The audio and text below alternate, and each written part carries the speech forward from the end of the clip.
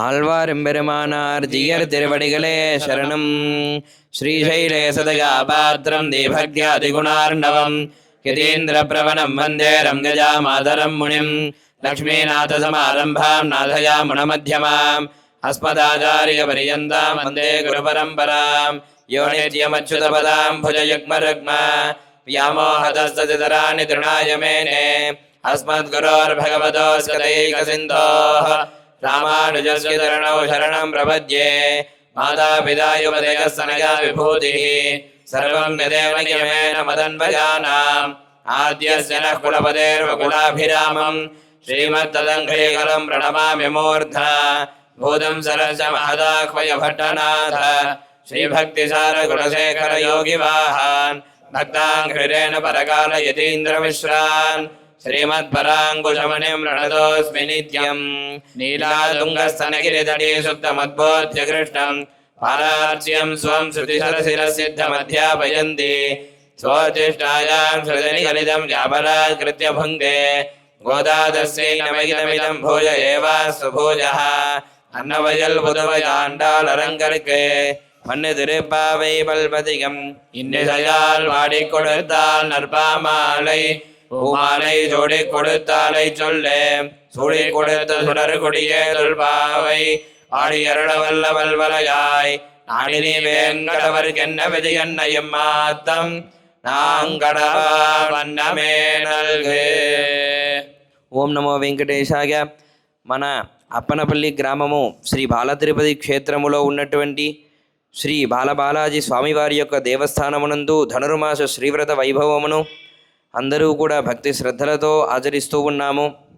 అందులో భాగముగా ఈనాడు 20వ పాసురము యొక్క తాత్పర్యమును తెలుసుకోబోతూ ఉన్నాము.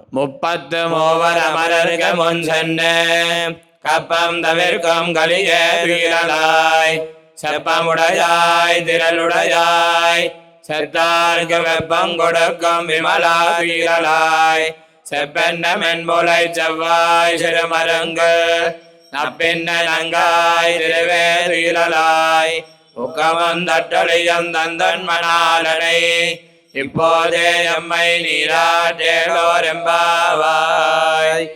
ఓం శ్రీ గోదాదేవికి నమః. మనము ఇప్పటి వరకు కూడా ప్రతి పాసురము యొక్క తాత్పర్యాన్ని అనుభవిస్తూ, అంటే ఈ తిరుప్పావై అనబడేటువంటి దాంట్లో చెప్పబడినటువంటి 30 పాసురములు కూడా ఒక నాటక స్వరూపముగా అనుభవిస్తూ వస్తున్నాము. అందులో ముందుగా అమ్మవారు గోదామ్మవారు గోపికలందరికీ కూడా ఈ వ్రత నియమాలన్నింటినీ కూడా చెబుతూ ఇలాగ ఆచరించాలి, ఇలాగ మన శ్రీకృష్ణ పరమాత్మని పొందడం కోసమే ఇవన్నీ కూడా మనం చేస్తున్నామని చెప్పేసి వ్రతం యొక్క మాహాత్మ్యము, చేయడం వల్ల కలిగే ఫలితము అన్నిటినీ కూడా ఉపదేశిస్తూ ఉన్నారు. దాని తర్వాత అందరూ కూడా వ్రతము గురించి బయలుదేరి వస్తూ ఉన్నారన్నమాట. వచ్చేటప్పుడు గోదామ్మవారు ఇక గోపికలందరూ కూడా 10 మంది గోపికలను వచ్చే దారిలో అలాగ మేల్కొలుపుకొని అందరూ కూడా సిద్ధపడి శ్రీకృష్ణుడి యొక్క ఇంటి దగ్గరికి వచ్చారు. అప్పుడు ఇంటి దగ్గర రాగానే అక్కడ రక్షణ భటులు, ఎవరమ్మా మీరుని అడ్డుకోగా, అప్పుడు మేము ఇలాగా శ్రీకృష్ణుడి యొక్క అనుగ్రహం కోసం వచ్చాము, శ్రీవ్రతాన్ని ఆచరించేటువంటి గోపికలము మేము, కాబట్టి మాకు దారి ఇవ్వండి అని చెప్పేసి వాళ్ళ దగ్గర ప్రార్థించడం జరిగింది. తర్వాత ఇంటి దగ్గరికి వచ్చారు. ఇంటి లోపల ఉన్న రక్షణ భటుల దగ్గర కూడా ప్రార్థించి అలాగా లోపలికి రాగానే శయన గదులలో ఉన్నటువంటి నందగోపుడు, యశోద, శ్రీకృష్ణుడు, బలరాముని మేల్కొలిపారు. అలానే శ్రీకృష్ణుడు విడిగా లేడు, అమ్మవారితోనే కలిసి ఉన్నాడని చెప్పేసి అమ్మవారిని కూడా మనం మేల్కొల్పడం జరిగింది. అలాగే శ్రీకృష్ణుడు అలాగే నప్పిన్నయ్య అనబడేటువంటి నీలాదేవి స్వరూపిణి అయినటువంటి మన అమ్మవారిని కూడా మేలుకొలుపుతూ వాళ్ళ ఇద్దరి మధ్య జరిగేటువంటి చిలిపి నాటకములన్నింటినీ కూడా అనుభవించాము. అలాగనే నిన్నటి రోజున చూసాము, అంటే అమ్మవారిని ప్రార్థించగా అమ్మవారు ఆ ఇంటి తలుపుల్ని, ఆ గది తలుపుల్ని తెరవడానికి అలాగ బయలుదేరుతూ ఉండగా స్వామివారు అమ్మవారి చేయి పట్టుకొని అలాగ ఒకసారి లాగి ఆవిడని కిందికి తోసేసి అమ్మవారి మీద అట్లాగా పడుకున్నట్టుగా అనుకున్నాము. అలాగా అటువంటి శృంగార వైభవం అంతా కూడా మనము అనుభవించాము. అలాగనే ఇంకా నిన్న అమ్మవారు అన్నారు, అంటే స్వామి అమ్మవారు అనుగ్రహించడానికి వచ్చేటప్పుడు మీరేమో అమ్మవారిని ఆపుతున్నారు. సరే స్వామివారు అనుగ్రహిద్దామని చెప్పేసి వచ్చేటప్పుడేమో అమ్మవారు కంటి సైకలతో వెళ్ళకండి అని చెప్పేసి ఆపుతూ ఉన్నారు. ఎందుకు ఇలాగ జరుగుతుందని చెప్పేసి అమ్మవారికి అర్థం కాలేదంట, గోదామ్మవారికి.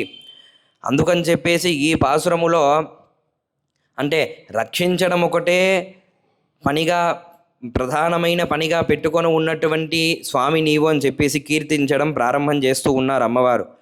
33 అమరరుక మున్ సెன்று కప్పం తవిరుకుం కలిగే తుగిలడాయ్.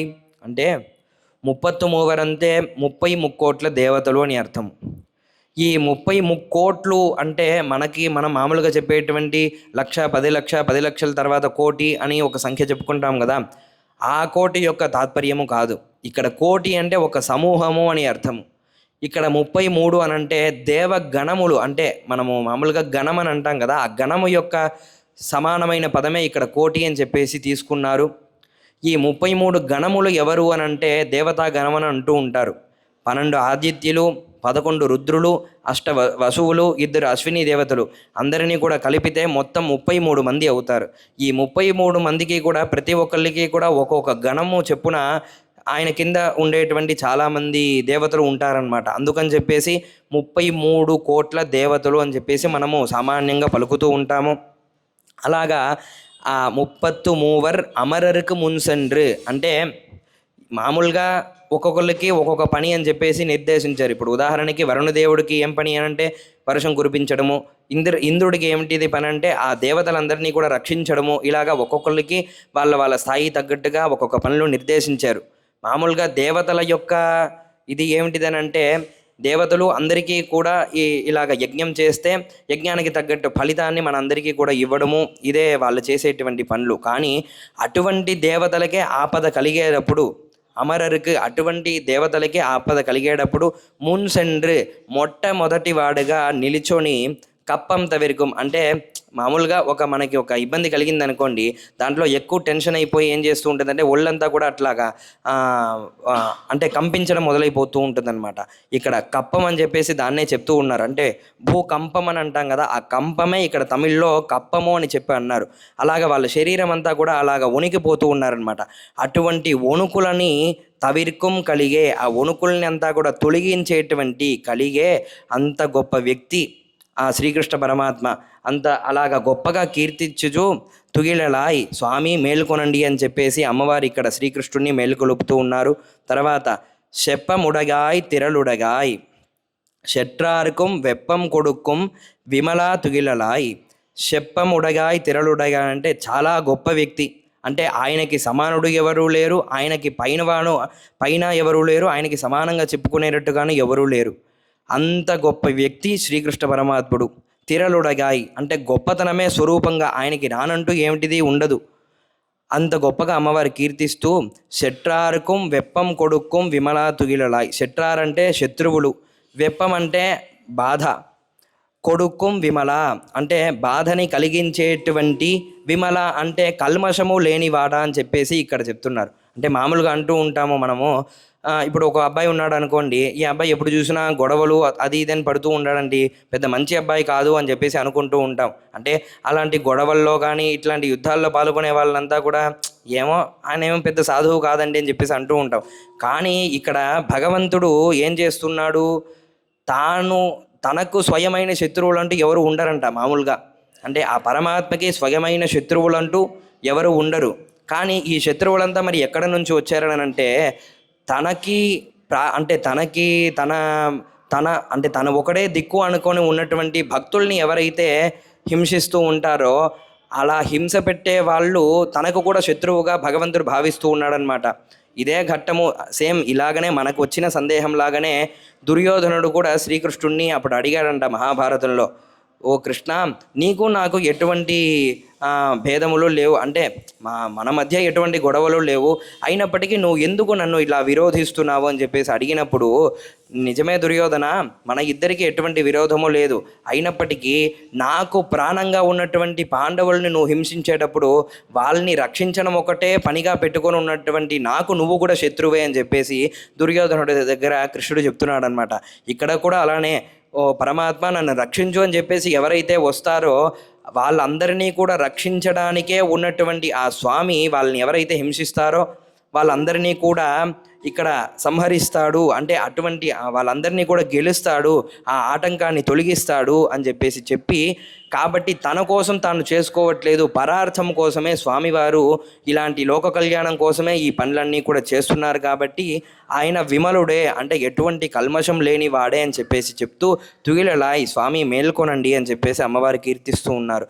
తర్వాత స్వామివారిని కీర్తించారు, మేల్కొల్పారు. తర్వాత అయినా స్వామివారు మేల్కోవట్లేదని చెప్పేసి అమ్మవారిని కూడా ఒక 4 మాటలు చెప్పి, అమ్మ స్వామివారిని మేల్కొలిపి స్వామివారి దగ్గర నుండి కొన్ని వస్తువుల్ని కూడా మాకు ఇచ్చి ఆయనకి కైంకర్యం చేయడానికి పంపించండి అని చెప్పేసి ఇక్కడ గోదామ్మవారు నప్పిన్నయ్య అమ్మవారి దగ్గర చెప్తూ ఉన్నారనమాట. సెప్పెన్న మెన్ముళై చెవ్వాయ్ చిరుమరుంగిల్. సెప్పెన్న మెన్ముళై అంటే చాలా మెత్తటి వక్షస్థలమును కలిగినటువంటి, చెవ్వాయ్ చిరుమరుంగిల్ అంటే చెవ్వాయనంటే దొండపండులాగా రంగు కలిగినటువంటి పెదములు కలిగిన దాన అని చెప్పి, సిరుమరుంగిలనంటే నడుమే కనబడటలేదంట, అంత సన్నటి నడుముని కలిగినటువంటి అని చెప్పేసి, నప్పిన్నాయ్ ఓ నప్పిన్నాయ్ అమ్మవారే, నంగాయ్ అనంటే ఒక అమ్మాయికి ఉన్నటువంటి లక్షణములు సంపూర్ణంగా కలిగి ఎవరైతే ఉంటారో వాళ్ళని తమిళ్లో నంగాయ్ అని అంటారు. ఇక్కడ గోదామ్మవారు కూడా నంగాయ్ ఓ అమ్మ, తిరువే శ్రీ స్వరూపమే అని చెప్పేసి, తిరువే అంటే శ్రీహి అని అర్థము.